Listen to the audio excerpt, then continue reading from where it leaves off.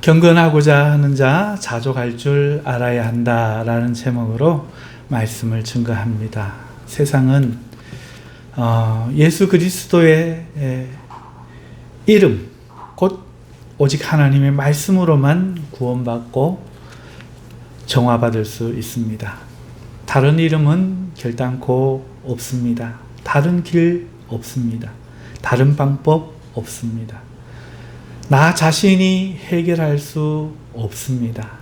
우리는 오직 하나님의 말씀이신 예수 그리스도 이름과 그 안에서 구원받고 정화되고 진리의 생명의 길을 찾아갈 수 있는 줄 굳게 믿습니다. 그럼에도 가장 위협이 되는 것, 그 일에 위협이 되는 것, 한 가지를 꼽자면 그것은 교만입니다.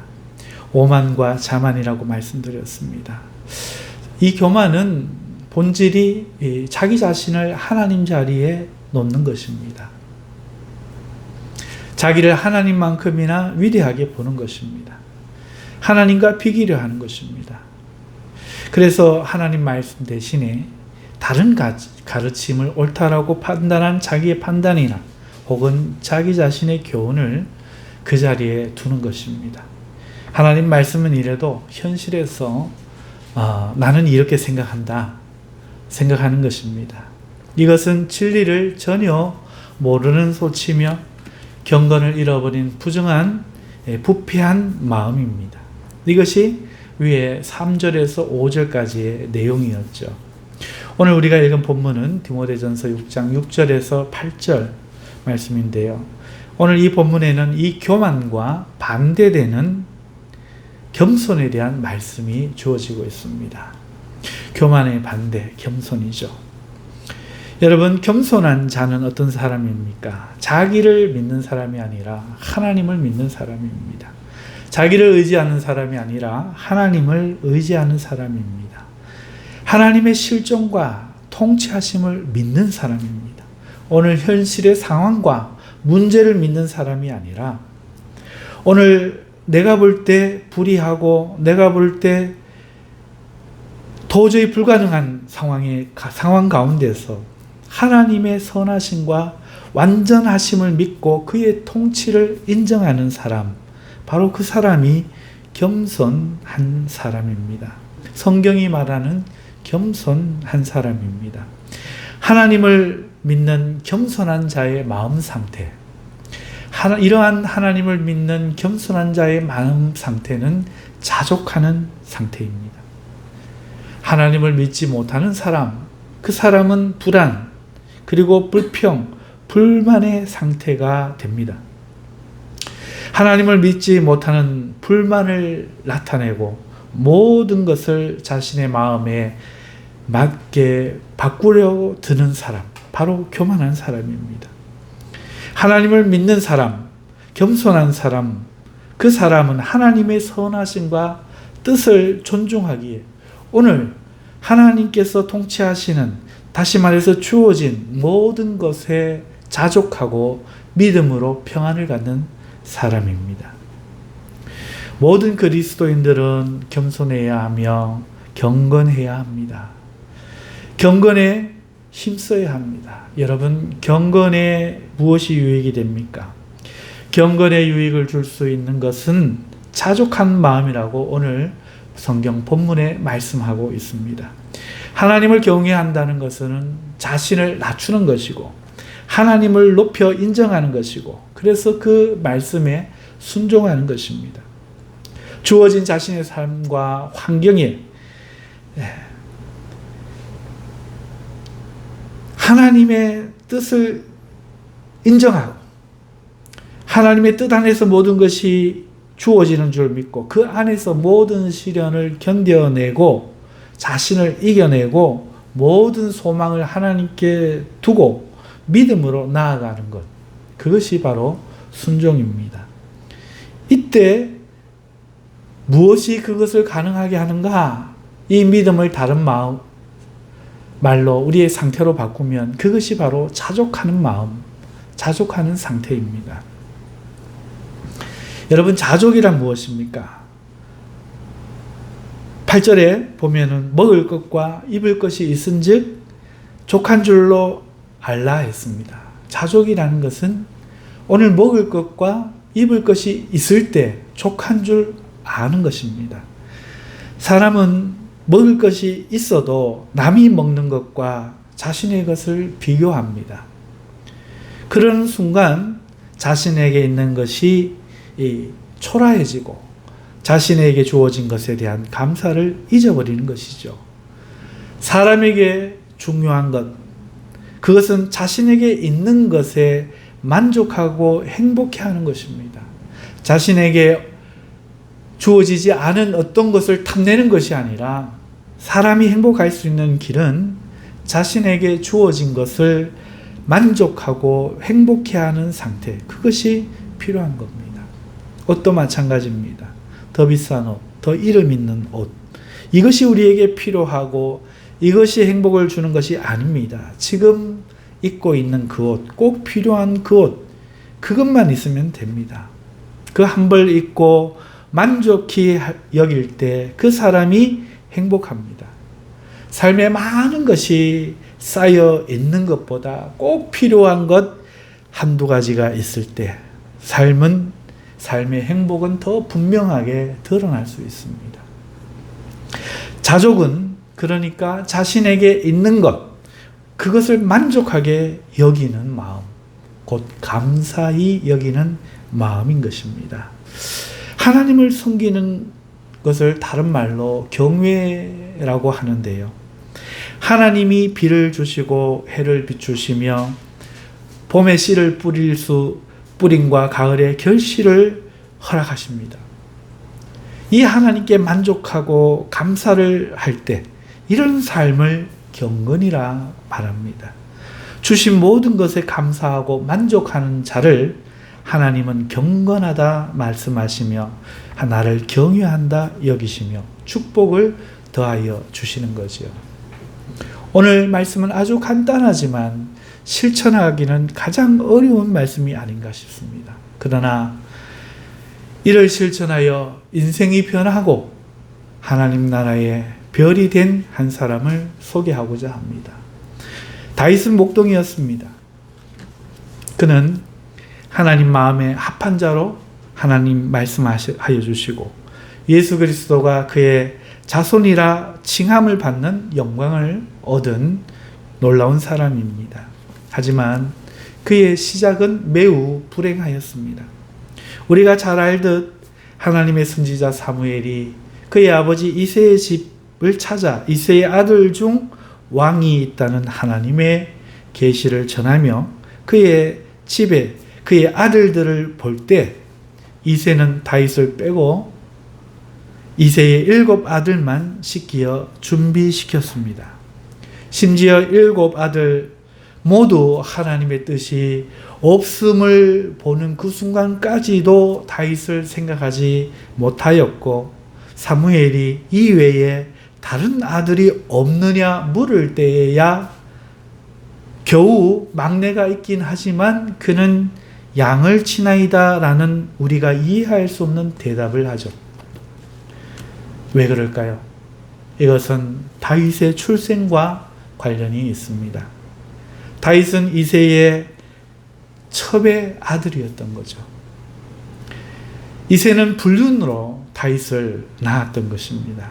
많은 사람들이 다윗의 시 51편 5절의 말씀을 곧 내가 죄악 중에 출생하였으며 모친이 죄 중에 나를 잉태하였나이다, 이 말씀을 우리가 원죄 중에 태어난다는 말씀으로 해석만 하지만 사실은 현실로 고백하는 말씀이었습니다. 그의 아버지 이새는 다른 여인을 통해서 다윗을 놓았던 것이죠. 이는 다윗의 다른 시에서도 찾아볼 수 있는데요. 시편 51편의 표제어가 어떻게 되어 있는지 아십니까? 다윗이 밧세바와 동침한 후 선지자 나단이 그에게 왔을 때 지은 시라 밝히고 있습니다. 다윗은 이 시를 통해서 밧세바와 불륜 후에 심히 통곡하며 시편 51편을 통해서 나도 그렇게 태어났는데 나 또한 그 짓을 했다고 심히 통곡하는 겁니다. 내가 죄악 중에 출생하였으며 모친이 죄 중에 나를 잉태하였나이다. 다윗의 모친은 일찍 죽었습니다. 시편 35편 14절을 보면 내가 몸을 굽히고 슬퍼하기를 어머니를 곡한같이 하였나이다에 이 사실이 나타나는데요. 다윗은 어머니 슬하에 살다가 그 어머니가 불운하게 일찍 죽었습니다. 환경이 좋지 않았는지 그것은 알 수가 없습니다. 하지만 이 사실에 이새가 이것을 알고 다윗을 책임지려고 뒤늦게 집으로 데려갔습니다. 하지만 우리는 이로 인해서 그의 가정에 어떤 분란이 생길지 충분히 이해할 수 있습니다. 그의 어머니도 그의 형들도 다윗을 좋아하지 아니하였습니다. 이를 다윗은 시편 69편 8절에서 내가 나의 형제에게는 객이 되고 나의 어머니의 자녀에게는 낯선 사람이 되었나이다 라고 해석합니다. 이걸 다 예수님으로 해석해 버리니까 예수님이 민족들에게 버림받은 이야기라고 생각하지만 다 현실로 생각하면 정확합니다. 또 아버지의 심부름으로 전장을 찾았을 때 사무엘상 17장 28절을 보면 큰형 엘리압이 다윗이 사람들에게 하는 말을 듣고 그가 다윗에게 너를 바라여 이르되 내가 어찌하여 이리로 내려왔느냐 들에 있는 양들을 누구에게 맡겼느냐 나는 내 교만과 내 마음의 완악함을 아노니 내가 전쟁을 구경하러 왔도다 라는 이해 못할 분노, 이것을 우리가 이해할 수 있습니다. 그 아버지 이새가 다윗을 아들로 치지 아니하고 사무엘을 앞에 세워놓지 않았던 이유, 그 형이 전쟁을 찾은 그 동생을 사랑하지 않고 오히려 화를 내었던 이유, 모두 그의 불행한 출신에 있었던 것입니다. 이새의 불륜으로 태어났고 일찍 모친을 여의고 환영하지 않는 집에 들여졌으며 형제의 미움을 받았으며 부모에게조차도 제외됐던 그의 그 과거를 그는 시편 27편 10절에서 내 부모는 나를 버렸으나 여호와는 나를 영접하시리로다 이렇게 고백합니다. 내 부모는 나를 버렸으나 그는 자신의 부모의 잘못을 자신이 저질러 버렸습니다. 누구보다도 애통해했으며 또 자신과 같이 자신의 처지로 태어난 솔로몬을 왕위를 이을 아들 중에서 자신처럼 죄하지 아니하고 왕으로 세웠습니다. 우리는 주목해야 됩니다. 어떻게 이렇게 불행한 사람이 이렇게 위대한 사람이 되었는가? 이렇게 과오가 많았던 다윗이 절망과 좌절에 삼켜지지 않고 어떻게 일어나 하나님 마음에 합한 자가 되고 복을 얻었으며 하나님 나라의 왕이 되어 예수 그리스도의 조상이 되었는가? 그 비결이 무엇인가? 그 비결이 바로 자족입니다. 그는 앞서 말씀드린 대로 자신의 부모를 원하는 대신 그 삶을 환경을 원망하는 대신 불평하는 대신 불만하는 대신 하나님 나에게 무엇을 줬냐 불만하는 대신 자신에게 하나님이 있음을, 이런 환경도 하나님 함께 하심을 시편 27편 10절에서 고백했습니다. 내 부모는 나를 버렸으나 여호와는 나를 영접하시리이다. 그는 버린 부모를 보지 않았습니다. 함께 있는 하나님을 통해 세상을 바라보고 만족했습니다. 또한 그의 마음은 시편 23편에 나타납니다. 시편 23편 1절부터 읽어보면 여호와는 나의 목자시니 내게 부족함이 없으리로다. 그가 나를 푸른 초장에 푸른 풀밭에 누이시며 쉴만한 물가로 인도하시는도다. 내 영혼을 소생시키시고 자기 이름을 위하여 의의 길로 인도하시는도다. 내가 사망의 음침한 골짜기로 다닐지라도 해를 두려워하지 않을 것은 주께서 나와 함께 하심이라. 주의 지팡이와 막대기가 나를 안위하시나이다. 주께서 내 원수의 목전에서 내게 상을 차려주시고 기름을 내 머리에 부으셨으니 내 잔이 넘치나이다. 내 평생의 선하심과 인자하심이 반드시 나를 따르리니 내가 여호와의 집에 영원히 살리로다 노래합니다. 이 시를 가만 보십시오. 그 감사의 이유가 무엇입니까? 그 현실이 평안해서가 아닙니다. 여러분, 푸른 풀밭을 소유하고 있어서가 아닙니다. 쉴만한 물가를 소유하고 있어서가 아닙니다. 지금은 푸른 풀밭이 아닌데 푸른 풀밭으로 인도하실, 누이실 하나님, 맑은 물가로 인도하여 쉬게 하실 하나님, 그 하나님을 보고 있는 것입니다. 사망의 음침한 골짜기가 그의 현실이란 것입니다. 원수의 목전에 있는 것이 그의 현실이란 것입니다. 그럼에도 그 상황에서 그가 감사하고 만족하는 것은 내게는 나를 지시는 주의 지팡이와 막대기가 있어서 나를 안위하실 것임을 인정하기 때문에 만족하고 평안을 누리는 것입니다. 나의 목자는 여호와시니 내게 부족함이 없다. 현실을 보면서 부족하다, 현실을 보면서 불운하다 하는 것이 아니라 나는 부족함이 없다 노래하는 것입니다. 이것이 바로 비결입니다. 이 시를 보면 그의 감사가 현실에 있는 것이 아니라 바로 하나님께 있고 원수의 목전에서 상을 베푸실 하나님께 있다는 것입니다. 그는 이런 현실을 주신 하나님을 인정을 합니다. 현실이 어떠할지라도 하나님이 나를 인도하시고 나를 지키시고 나를 상 베푸시고 평생에 나에게 선하심과 인자하심으로 나를 대해 주실 것을 그가 바라봄으로 현실을 만족했던 것입니다.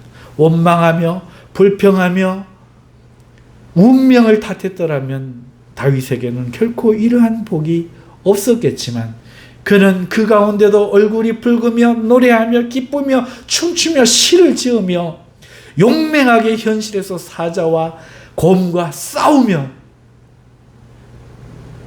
자기 자신을 하나님으로 인해서 만족하며 살았기에 모든 사람의 사랑을 받고 모든 남자의 영웅이 되고 그리고 이스라엘 나라의 다윗이라는 별이 되었던 것입니다. 결코 오늘을 불만하고 불평하고 만족하지 못하고 살아서는 믿음의 경건에 이를 수가 없습니다. 오늘 우리는 다윗을 보면서 이 경건의 비밀, 곧 자족하는 마음, 곧 하나님을 인정하고 오늘 나의 삶에 하나님의 뜻이 완전하고 온전하게 계심을 믿는 것, 그리하여 감사하는 것, 이것을 우리가 배워야 할 줄로 믿습니다. 사랑하는 성도 여러분, 경건하고자 하는 자, 하나님으로 인생을 이기려고 하는 믿음을 가진 자, 반드시 자족하는 마음을 가져야 합니다. 마귀는 우리로 불만과 불평하게 하고 시기와 질투에 휩싸여 현실의 행복을 빼앗기기를 바라지만 하나님은 오늘 우리에게 자족하라 말씀하십니다. 다윗의 하나님이 우리의 하나님이라 하나님은 말씀하여 주십니다. 우리는 먹을 것이 있고 입을 것이 있으면 족한 줄 알고 하나님을 바라볼 수 있어야 할 줄 믿습니다. 우리가 세상에 올 때 아무것도 가지고 온 것이 없으니 아무것도 가지고 가지 못할 것을 오늘 성경은 말씀하고 있습니다. 물질에 매이고 환경에 매이지 말고 하늘나라를 생각하며 이 땅을 사는 동안에 자족하는 삶을 살아서 경건한 자로 다윗처럼 하나님 마음에 합한 자 되시기를 주님의 이름으로 축원합니다. 아멘.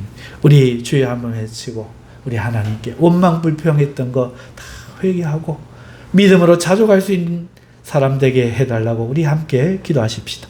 주여